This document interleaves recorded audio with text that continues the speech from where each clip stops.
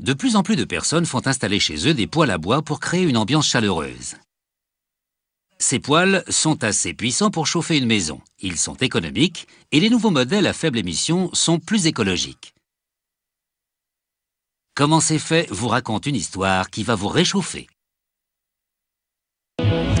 Chaque poêle à bois comporte un déflecteur de chaleur, une barrière en acier inoxydable située au-dessus protégeant le haut du poêle de l'intense chaleur.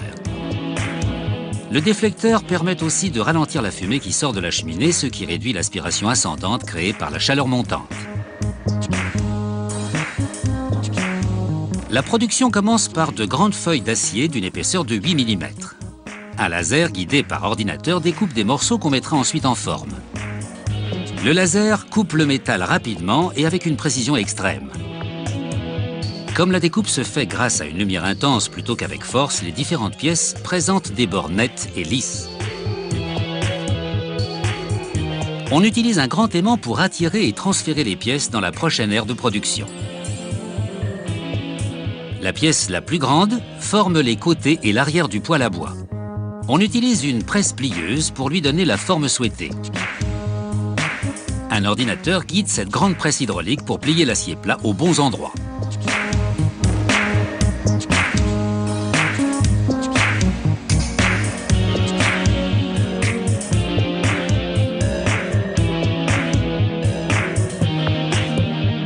On positionne alors le pourtour dans un bâti de montage afin d'assurer une stabilité pendant le soudage. Après avoir soudé l'avant du poêle au pourtour, on soude la prise d'air qui permet à l'oxygène d'entrer dans le poêle et d'alimenter le feu. Il faut ensuite souder le haut, le déflecteur de chaleur et les conduits d'air qui servent aussi à alimenter le feu en oxygène. La qualité des soudures dans un poêle à bois est très importante car les joints doivent pouvoir supporter une chaleur extrême.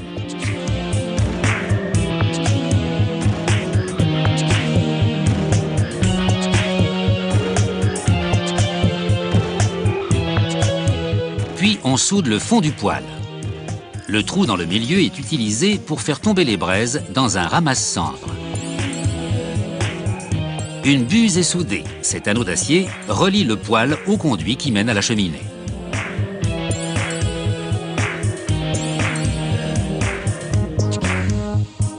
Le poêle est maintenant soudé au socle, également fabriqué en acier corroyé.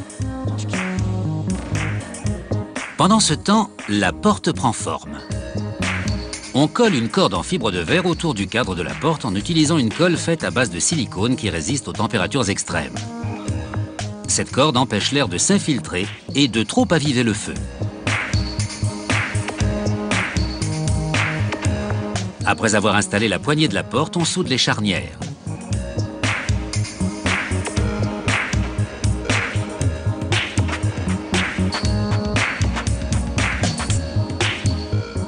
L'intérieur du poêle ou la chambre de combustion est l'endroit où le bois brûle. Cette partie est revêtue de briques pour protéger les murs d'une déformation due à la chaleur intense. Les briques s'abîment avec le temps, mais il est facile de les remplacer. La dernière partie en acier qui doit être montée est le couvercle du ramasse-cendres.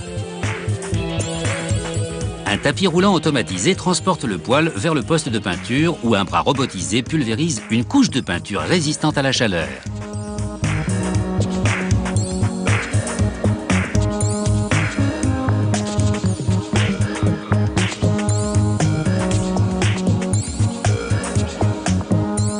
Une fois que la peinture a séché, on enlève la porte pour installer la vitre en verre. Il ne s'agit pas d'un verre ordinaire comme pour vos fenêtres. Ce verre contient de la céramique qui lui permet de résister à des températures allant jusqu'à 1090 degrés Celsius. Lorsque la vitre en verre est mise en place, on peut appliquer des éléments décoratifs et des autocollants informatifs.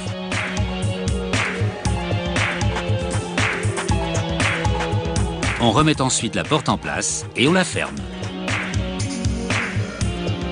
On rivette le logo de la société. On installe ensuite un ventilateur à l'arrière qui permet de diminuer la chaleur générée par le poêle. Lorsque le poêle à bois quitte l'usine, sa couche de peinture est sèche, mais elle n'a pas encore durci. C'est la chaleur qui la fera durcir quand vous ferez du feu pour la première fois dans votre poêle. Il est temps maintenant de vous asseoir les pieds devant le feu et d'en profiter.